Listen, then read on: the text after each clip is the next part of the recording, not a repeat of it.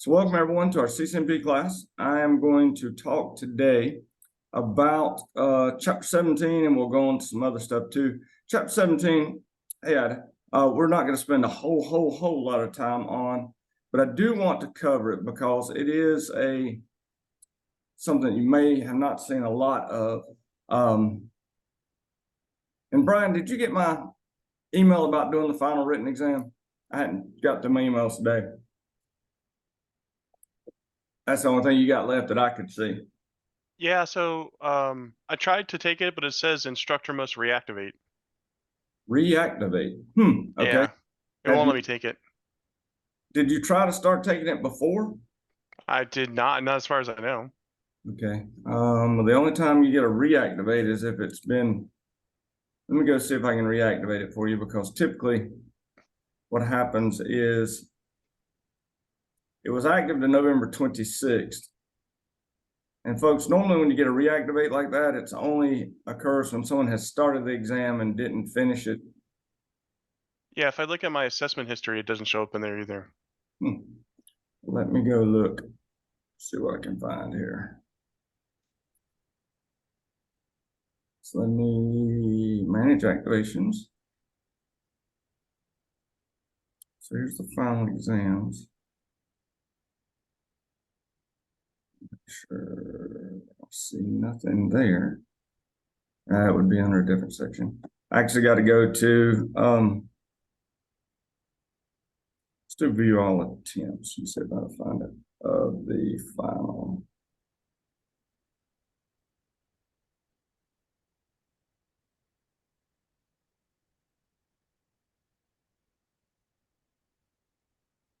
Yeah, that's weird because it's not showing that you've had an attempt, but it's also showing that you are currently active.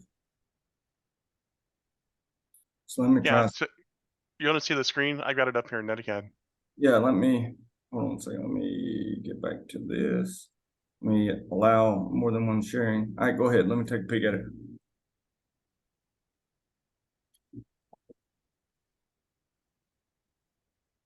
Must reactivate.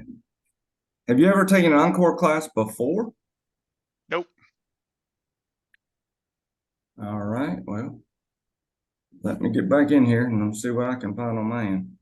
I may have to track this down for you and see what I can figure out, because that's no problem. I've got plenty of time, so yeah, you got a month, so we're in good shape. I'll work on that. At the end of class, I'll check on it again and we'll see what we can get. So all right, sounds good. Thanks. no problem. But again, that's the only thing I can see that you have left that you need to do. All right, so let me share my screen again. Okay, everyone, so we're going to talk a little bit about, I'm going to turn my video off so it just won't be in the way since we've got a small screen today. We're going to talk a little bit about wireless and wireless modulation. Now, you say you're struggling. Clayton, what do you mean by struggling? Just struggling, struggling in general. Okay. Well, now, one of the things I'll tell you about this chapter 17, this is basic theory on wireless signal strength and wireless technology. This is really more of an electrical engineering chapter, but it is a very important one for you to understand, because what we're looking at is how RF signals pass through the air and through other medium and mediums, and how it is affected by going through things like walls and different types of substances. So obviously RFs are signals consist of a sender or a transmitter going to an antenna or a receiver, and it uses an alternating current. So we have from that, typically what we look at is we have a central point where we have a sender, and then the wave propagates out to a receiver. Now this is called an idealistic antenna because the wave really doesn't propagate in this manner. Most of the time it's going to propagate in a donut shape or in a shape that we try to control by using a specific type of antenna. So there are different types of antenna that can be used for generalist use, and there are antennas that can be used to do things like point-to-point connections. And we'll talk about those as we go through these sections. The hope, however, is that when you get to the receiver, whatever you sent will be what the receiver gets. That's not always going to happen, because there are times when, obviously, due to propagation problems or due to interference, the wireless signal doesn't get to where you want it to be. Or what also typically happens, especially with our wireless networks, is the further you get from the sender, the slower your bandwidth will be. The other thing to remember is this: wireless is a contention-based access, because everyone is trying to access this RF spectrum. It's why wireless uses, does anybody remember what the wireless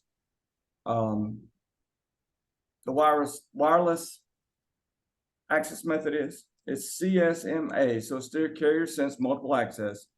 But what's the last part of it?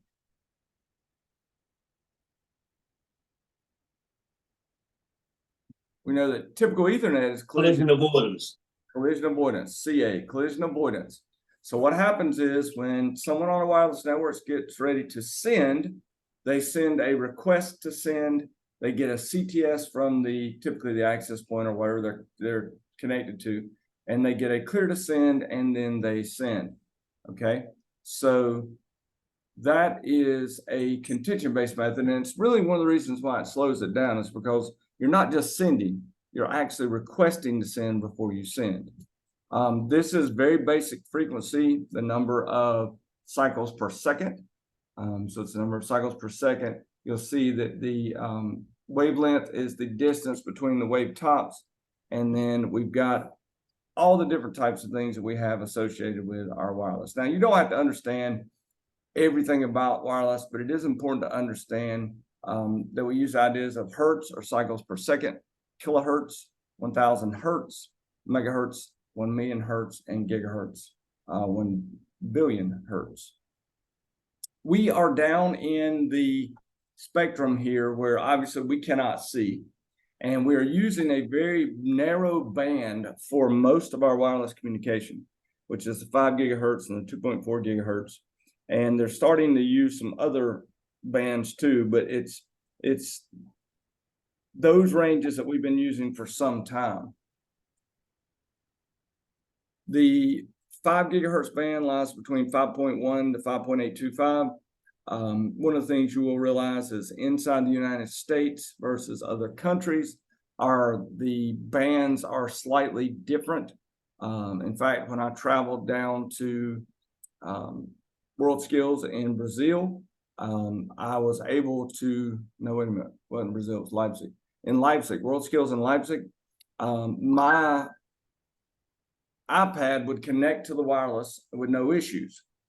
However, my Android trying to use 802.11b would not, because what was happening was, in Europe, they were using a band outside of the typical band found in North America for their 802.11b. They were up in actually 2 bands higher than what we use in the US. And so my Android would not connect, and there was nothing I could really do to get that Android to connect. Here's the 2.4 gigahertz bands. You see 2.1412 to 2.484, basically 14 different channels. However, we only use channels 1 through 11 in the United States. In Europe, they use more channels above us, 1 to 13 typically. I don't think they use 14. Somebody can correct me if I'm wrong, but I think it's 1 through 13 they use in Europe and South America. So the frequency range needed to transmit a signal is known as the signal bandwidth.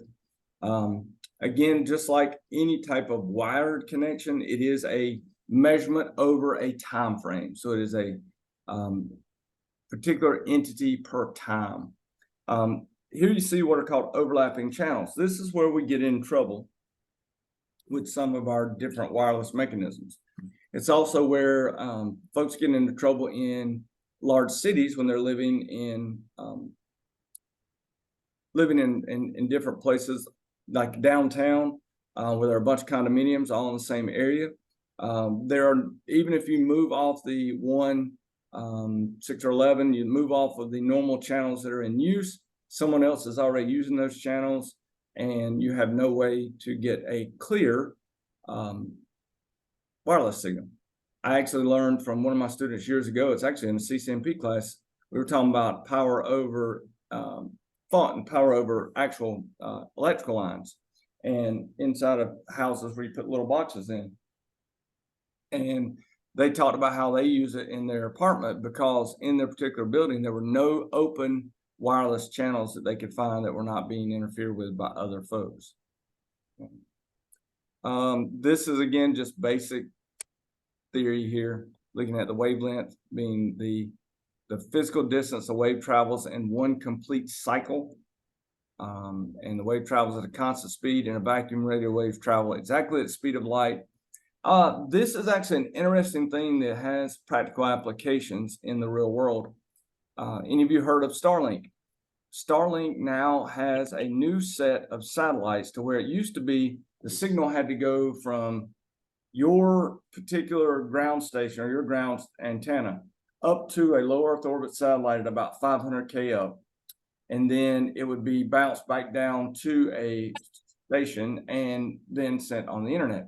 Well, what they've actually developed is they've developed line of sight laser connectivity between their satellites so that in a vacuum, okay, they can literally send between the low Earth orbit satellites, they can bounce signals between the satellites at the speed of light.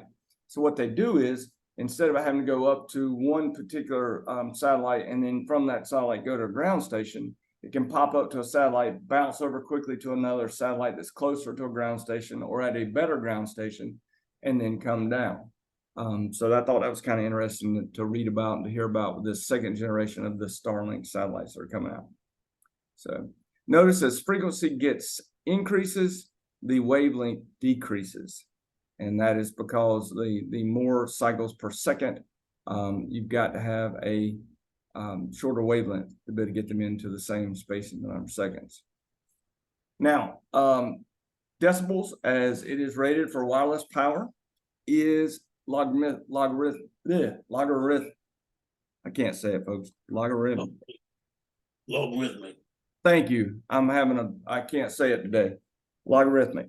Okay. So, which it means is this can be confusing, but you don't need to learn this entire formula. Okay. This is the formula to calculate dB. What you need to realize is that the law of zero, that means two powers are absolutely equal. So if two power values are equal, it'll be a log of zero. The law of three means that the value is double the reference value. So if it's a minus 3 dB, that means it's 1/2 of whatever the reference was. Okay. So if it's a 10 milliwatt signal and you've got a minus 3 dB loss, or you're at minus 3 dB, you actually get 5 milliwatt, okay, or 5 dB. If it's 3 dB higher, it's double.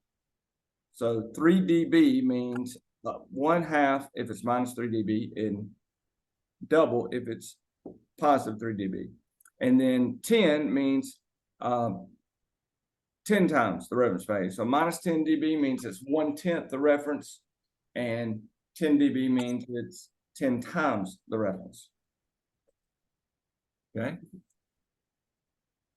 So if the power change is nothing, in other words, there's a 0 dB loss, which is almost never going to occur. That means that whatever your reference value was, that's what is going to be at the receiving end. If it's 2 times the power at the receiving end, it's a plus 3 dB. If it's 1/2 the power, it's minus 3 dB.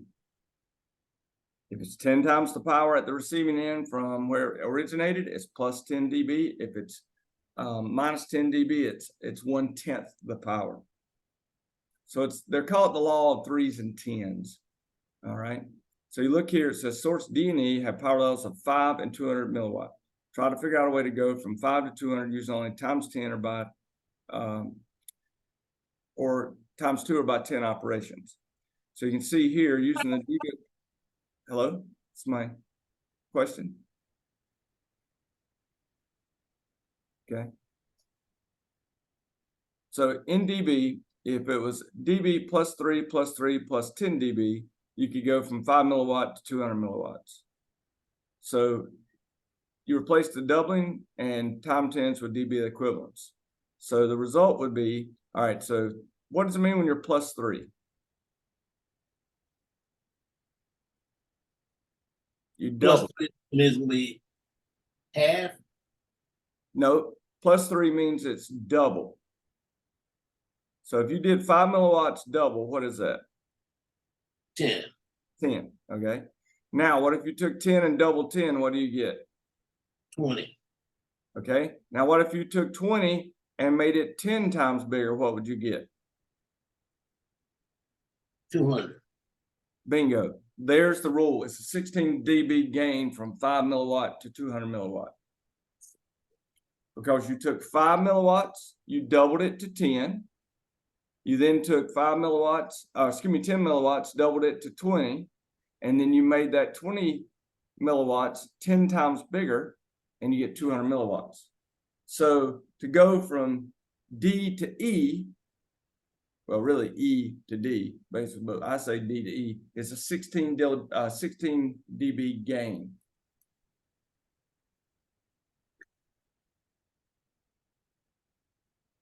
Does that make sense? No. It doesn't make sense. It's the function of RF powers. It's a reference. We're just using reference values. You don't, I mean, you can figure it using the actual formula if you're just really hate yourself. But what you're doing is if you had an exam question that said, express in dB the gain from D to E, or E's gain over D, what would it be? And what you have to do is you have to find a way using the laws of 3, which means doubling, and the laws of 10, which means increasing by 10 times or decreasing by 1/10. You have to find a way to convert 5 milliwatts to 200 milliwatts. And so mathematically, you just go in here and say, okay, I take D times 2, okay, because that's plus 3 dB, multiply it by 2, which is plus 3 dB, and then multiply it by 10. So if I do that, I get 5 times 2, which is 10, times 2, which is 20, times 10, which is 200. And that gives me a total of 200 milliwatts for a 16 dB gain.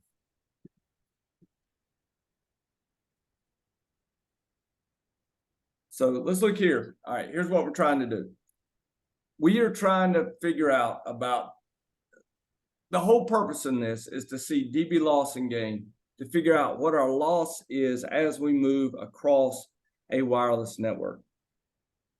We do not want to have too much loss. Otherwise, at the receiving level, we will not have enough signal for the signal to be recognized as an encoded signal. Okay, so take a peek here. We've got a 20 dB transmitter over here. Now this is not the laws of 3s and 10s. This is just looking at how we send something across a wireless connection. So if we have a transmitter level and we've got 20 dB, okay, and we send it and we lose 65 dB in transmission, we end up at -4 dB loss. So that's our signal strength loss. Now, this is the formula to do that. If you really wanted to figure out the formula, it's dB equals log 10. It's easier just to look and see. We had 20 dB, we lost 65, we're at a -45 dB. This is why certain antennas, folks, have different dB gains. In other words, if you need to make sure that a signal makes it to the other end, you actually can either increase the transmitter level or you can make sure there's not as much loss between your two antennas. Why can't we just pump the strength up ad nauseum, make sure we don't lose anything? Anybody think of a reason? There's a couple. The first one's the FAA. Okay, or the FCC, not FAA. Well, the FAA is worried about it too, but the FCC, the Federal Communications Commission, sets guidelines on how strong your signals can be, and they are very picky about those. If you start getting outside of the regulated signal strengths, you can affect everything from aircraft to phones to who knows what. So they're very stringent on requirements and signal strength levels. The other is there's the practicality of we just can't create transmitters that are, I mean, we can create them, but the transmitters would create radiation that would be detrimental to humans by a long shot. Okay. Transmitter power is known, expressed in a milliwatt. When you connect an antenna to a transmitter, it provides some amount of gain. And that is, now here's the thing that's called an isotropic antenna.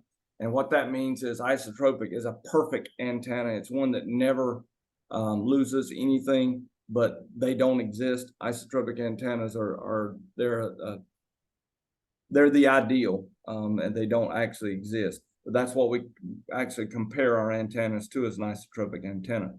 Now, anytime we go across a cable, remember there's a signal loss. So even when we get into considering our wireless networks, we even have to look at how far the cable goes from our transmitter to the antenna.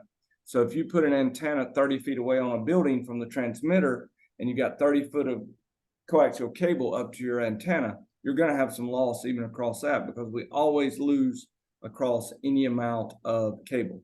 So that's where we talk here. There's even cable vendors giving you values of dB loss per foot or meter of cable length. Okay. So now take a peek at this. We got 20 dB. We lose 2 dB. All right. So minus 2. We gain 4 dB because our antenna is a 4 dB gain. We lose 69 dB. Now this could be just distance. It could be going through a building that has walls made out of concrete.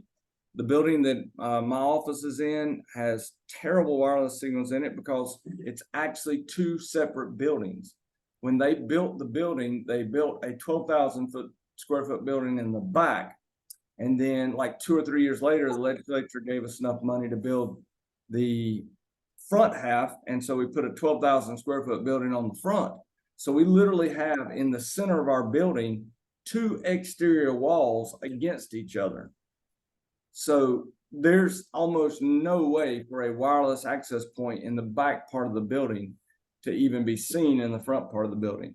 And even from end to end of the buildings, it's a bit of a problem. So anytime you have any distance, you're going to lose signal strength. Okay. What else can cause signal strength loss?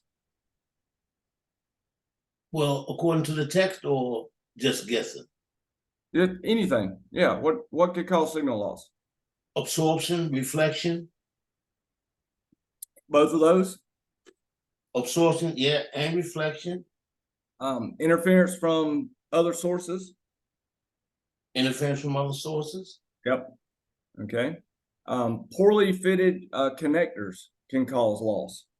You know, if you don't have a cable correctly connected, you don't have the cable connected tightly, that can cause loss. That's strange because they didn't mention that in the text. Yeah, well, I'll tell you a funny story about my house. I was living in a rental house for a while, and I had great internet from the cable supplier, and it was working awesome all summer. Everything was great, and then in the fall, I had a day when it went out in the morning, and I called, and it came back on that afternoon, and then the next couple of days it was fine, and then it went out again, and it was out one night, and I was like, look, this is ridiculous. We got to find out what's going on. And the guy came out and he said, tell me when this is happening. And I gave him the dates, and he looked at this, he thought, hold on a minute, I know what this is. He went and looked, and the cable coming into our house, when they actually had brought the cable in, the end where they made the end, they had cut the center cable, that copper piece that connects, too short. And so when it was warm, it would connect and have connectivity. And as soon as it got cold in the fall, it would shrink just enough that it would not have connectivity. Wow. And it was that little bit. And the way we figured it out, especially like thinking about this time of year, you know, right now it's 80 degrees outside. So it would work great. But as soon as that cold weekend come this morning, it would quit working. So the tech had enough experience to go out there and put a new end on, make it a little bit longer. We never had another issue. So yes, even connections can cause weird things like that. Okay. So even if there is absolutely nothing in the way, there's a thing called free space path loss. Okay, it's going to happen. It's also an exponential function, which means the further you get away from a signal generator, it falls off quicker. So the further you get away, the quicker you're going to lose your ability to get that signal. Free space path loss is greater than 5 gigahertz due to the wavelength, the frequency of the signal. So 2.4 gigahertz actually has the ability to travel further, but it's not as fast. So you see this EIRP here, where the effective range, the dashed circles show where the effective ranges are. For 5 gigahertz, it's a shorter effective range than 2.4, which is one of the reasons why with 802.11a, they started out with 5 gigahertz, and then they went to 802.11b and started using 2.4 gigahertz because they needed the range more than they needed the speed. Now we've got all kind of different wireless connectivity where we can actually use multiple antennas, MIMO, multiple inputs, multiple outputs, using multiple different channels and ranges. Okay. Now, when we look at the receiver, we're trying to see the received signal strength indicator, or RSSI scale. It is 0 to 255 is the value that's used by 802.11, and it is 0 is the weakest, 255 is the strongest. The problem is RSSI values can vary from one manufacturer to another. And the problem is it's hard to compare vendors' RSSI levels because of that. But what it's supposed to have, as long as you stay within the RSSI level, you will have the ability to read the signal strength. If not, once that's beyond that threshold, you can't read it. It becomes unintelligible signals. If it's greater than RSSI, then you can understand it. If the second it goes below RSSI, it's unintelligible. The issue becomes this. So again, two different vendors can determine their RSSI values differently, and so it's not a good way to compare your equipment. Here's another thing: expected signal long that does not regard any other signals that are received. One of the things you've got here is a thing called SNR, signal to noise ratio. And the important thing here is, you remember, it's called signal to noise. Noise is bad, okay? So you want a high signal to noise ratio. In other words, signal is good data being received and sent. Noise, well, actually being received. Noise is bad data being received. So we want a high signal to noise ratio measured in dB. All right. So let's look at modulation. Let's look at how you modulate. Now, there's tons of different ways to do modulation. We talk about Manchester encoding. We talk about all different types of modulation, actually in CCNA 1. But the ones that are typically used inside of our wireless LANs are called direct signal spread spectrum, used by the 2.4 gigahertz band. There's a small number of fixed wide channels that we use to break our data across and send it. Because it is fixed channels, they're wide, it allows for more complex modulation scheme, and it's more resilient to disruption. It may not be as fast, but it is more resilient. Orthogonal. The Manchester, that means positive volts and negative volts, if I can remember. Is that what that means? That's typically what's used on wired connections. Yeah. Yep. So what's the difference between wired connection and wireless connection when you talk about Manchester? Well, Manchester's not really used on wireless. I just use that as an example of a type. Oh, okay, I got you. I was Yeah. confused. Yeah, okay. Wireless uses these. It uses DSS and OFDM, but Manchester would be used on a wired network. Right. Okay. So it's the same concept. It's just because we're now dealing with radio frequencies, we now have to do it in a different way. Okay, because we don't have a single wire that we can put signals on. Now we've got a group of channels we're trying to put these signals across. The orthogonal frequency division multiplexing can be used by both 2.4 or 5 gigahertz. and you basically got a 20 gigahertz channel data that is sent in parallel over multiple frequencies. I will be upfront with you. I don't fully understand how all of these work. I'm not an electrical engineer, but with DSSS and OFDM, the important thing to remember is this. It is taking that data that we have, it's breaking it down in the frames. Those frames are being converted into RF signals, and those RF signals are being placed into some spectrum of the RF in a consistent modulated way so they can be understood. And then it's sent and received on the opposite end. You'll see here different standards. These are all our 802.11. You remember that Ethernet, pure Ethernet is 802.3. 802.11 is, see who else jumped on. Oh, hey, David. 802.11b is 2.4 gigahertz. It's an old standard. We all know that. 802.11g is 2.4 gigahertz. 802.11a was 5. 802.11n is both, has the ability to use both. 802.11ac is 5 gigahertz only.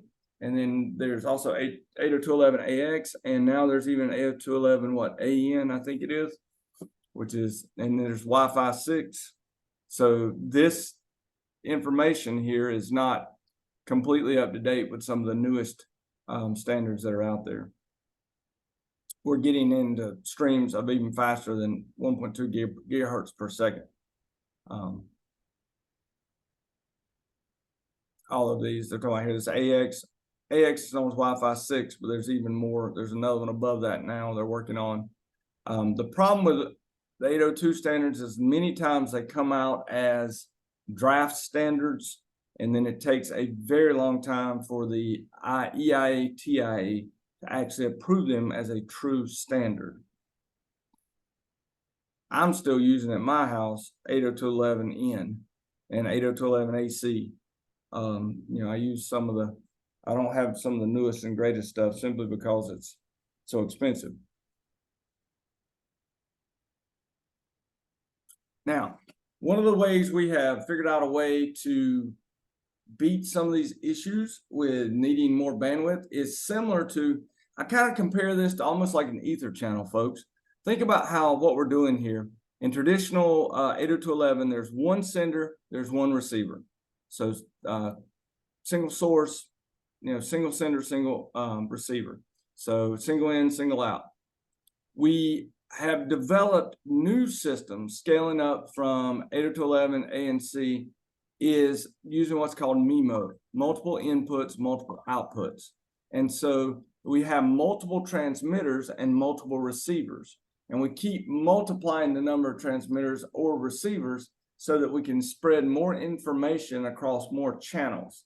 And so it really ends up becoming, you talk about, I mean, this spatial multiplexing is nothing more than something very similar to an ether channel connection using multiple wireless channels to create a way to increase data throughput.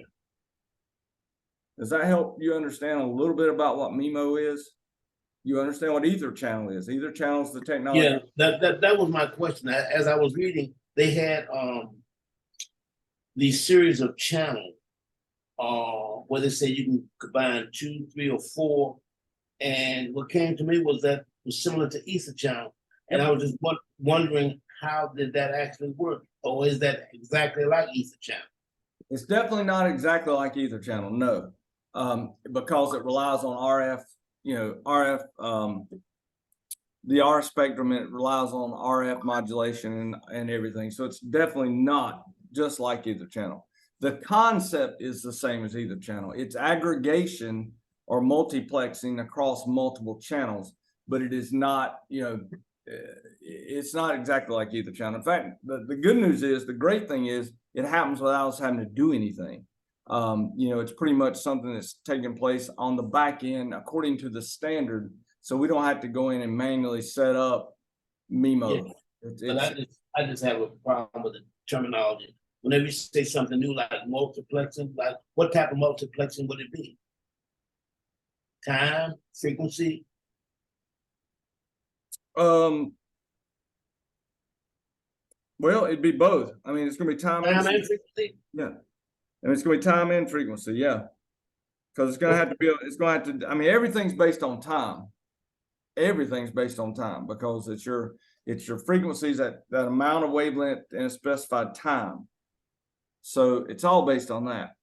And then it's going to get down to the exact modulation being used and how it's being spread across each one of those channels. The other thing that's going to go on is this too. As the two devices talk to each other, what they try to do is they try to find the channels that have the least amount of interference in them. So they will actually try to move off of channels that have interference. If you've ever had a 5 gigahertz set of wireless phones, you know they've got the channel button on them, where if you've got interference, you can hit the channel button and go to a different set of channels. I had a hilarious thing going on in my house one time. I was upstairs and I was using my laptop and I just put in a new wireless system and actually been working great for a while. And then a couple months later, I was using my laptop and I was upstairs and the wireless connection dropped. And I was like, what in the world? So I got up, went down to the basement, reset my wireless router, reset my extender, went back upstairs, worked fine. I was like, okay, just a hiccup. A couple days later, I'm upstairs again doing the same thing happens. And I'm like, this is insane. So I start walking down the steps and I hear my wife talking on the phone. I'm like, hold on a minute. I'm like, hey, can you hang up? And she's like, what? I said, just hang up and call him back in a second. So I ran upstairs and grabbed my laptop and I said, all right, hang up. She hung up. Wireless connection came up immediately. And what had happened is somehow the phones had moved on to the same channel that my laptop was trying to use. And this was years ago when some of the newer standards were just coming out. And so I just went downstairs and took the phone and changed the channel a couple of times and never had another problem. But it was an interesting issue. All right, let's see here. So here's dynamic rate shifting, trying to move. As you move out from this center point, it actually will change the type of modulation it's using because it knows it needs a different type of modulation based upon the wavelengths being used and the actual connection quality. So you can see it as you move out from the center using OFDM 64 QAM34. If you're in the 54 megabit range, if you go all the way out to the 1 megabit range, it uses direct spread sequence spectrum, direct spectrum spread sequence, DBPSK, so a different type. That way it can still support the slower speeds and hopefully have your data arrive intact. Okay. Now, this particular section, folks, I will tell you, the hardest thing I had trouble with was that DB stuff. And I will be upfront with you. I had to go do a huge amount of reading on the laws of 3s and 10s and how it applies to DB. But I would know how to do this, or at least understand the concept of a 3 dB gain is a doubling of any signal strength. A 10 dB gain is a 10 times doubling. A minus 3 dB is halving your strength, making 1/2 of whatever was sent. And a minus 10 dB is a 1/10. So you lose 1/10 of your signal strength. So 10 is going to be 10 times or 10 times? Correct. Correct. 3 Correct. So let's think about this. Let me pull up Notepad here. Let me pull up Notepad. All right. So let's imagine. All right. Let's imagine we have a 25 dB signal. Okay. Let's just say a 25. So I can do this. Go away. Okay. Let me grab this. 25 milliwatt signal. I have a 25 milliwatt signal. Okay. And I tell you, you have a 10 dB gain. Okay, so it's plus 10 or just 10 dB gain, plus 10. Okay, what is that signal strength going to be? In 3s? No, just if 25 milliwatts, 10 dB gain. 250. Correct. 250 milliwatts would be what you would get. Now, what if I said it was a 3 dB gain? It'll be half of 10. Nope, nope. 3 dB gain means it doubled. Okay, rather than half, it's gonna be double. 3 Okay, dB gain. It's So gonna you be got, 30 plus 30. nope, don't, not 250. Take this original 25 milliwatts. You had a 3 dB gain. Okay, So what's it going to be? 50. 50, correct. 50 milliwatts. Because remember, 3 dB means it increased by 50% or it doubled. You doubled the gain. Mhm. Okay. Now it gets a little funky when you do this. What if you had a minus 3 dB gain? Now that, we call it gain, but it's not really gain, but it's minus 3 dB gain. What would we have? I would say half. It's half, correct. So it'd be what, Yeah. 12.5? 12.5. Yeah. And if we had a minus 10 dB gain, we had to do 1/10 of 25, so whatever that would be. Okay. 2.5. 2.5. Yeah, 2.5. So we had 2.5 milliwatts. So that's what's meant by those particular numbers. Do we really have to know this for the exam? Yes. Okay, thank you. Yep, you sure do. I would know this. It's something that's on the blueprint as something you need to know. Okay, let's imagine, let's do 100. So what would 10 dB gain be? If you had 100 milliwatt, 1,000, correct. Okay, so you'd end up with 1,000 milliwatts. A 3 dB gain would be, 200. yep, exactly. Minus 3 dB gain would be, 50. yep, 50 milliwatts, and minus 10 would be, 10. so got tab up 10 milliwatts. Exactly. So that's, to me, the easiest way to understand it. 3 dB gain, double it. Minus 3 dB, halve it.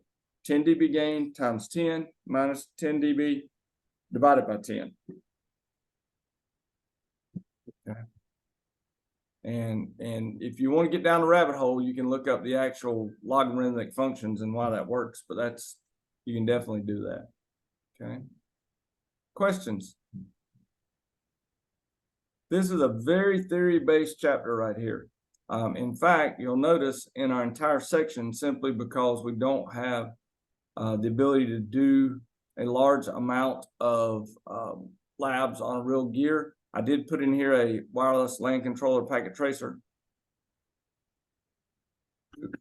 I'll put it there. It's in here somewhere. Oh, that's my other question. The packet tracers that you sent us, I've done most of them, and when I saved them as 100, I can't go back to them and redo them. Can you send it to me again? When did I send those to you? Oh, I guess at the beginning of the session. I think they're still, aren't they right here in the class? I think they're up here. I think I put them in the Oh, class. they're in my folder, but as I've done them, and I got 100%, it won't let me go back to them and start all over again. That's what I'm looking for. They're right here. You just download them again. Download them again, okay? They're right here. Download them again and just do them again. Yeah. Okay, I sure will. Thank you. So I've got them all right here. Okay. All right. Okay, folks, we've got about a month left in class. So, if you're needing to catch up, go ahead and start working on catching up. We don't have, you'll notice there technically really wasn't even any labs due this week. We will continue on as we move forward. But we've got, like I said, about a month left in class, just I think a couple days over a month. And then we'll be done with this course. So when is the class officially over with? Do what? When is the class officially over? I believe the official end date is January the 8th? 15. December the 10th, I believe it is. 10. December the 10th. Yeah. Wow. Yeah, December 10th is the official end date. Now, I will tell you this. I'm not going to turn off your NetAcad or your NetLabs access, but the problem is you're going to lose access to the Canvas class, and that's where we've been putting that's where we upload our labs. So it makes it a little harder for me to extend this class for folks. But we definitely can still have access to net labs, and we can have access. It's just if you go past the end date for this class, when you turn in labs, you have to email them to me. You cannot just, upload them somewhere because they will not be in Canvas. So that's one of the issues. But there's so little in Canvas that I really can't do much in Canvas, or can't do much in Netacad. So that's why I use Canvas the way I do. Once the class ends, you lose access to Canvas, but we'll talk more about you not losing access to the other two. So you can continue to work on if you don't get done. And one of the reasons I don't mind giving you more time is because this butts up to Christmas break. So it's not as big a deal for us, but as long as you're done before the next set of classes start within reason.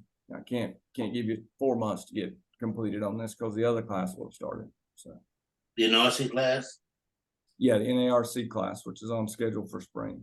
So when's that start? stop the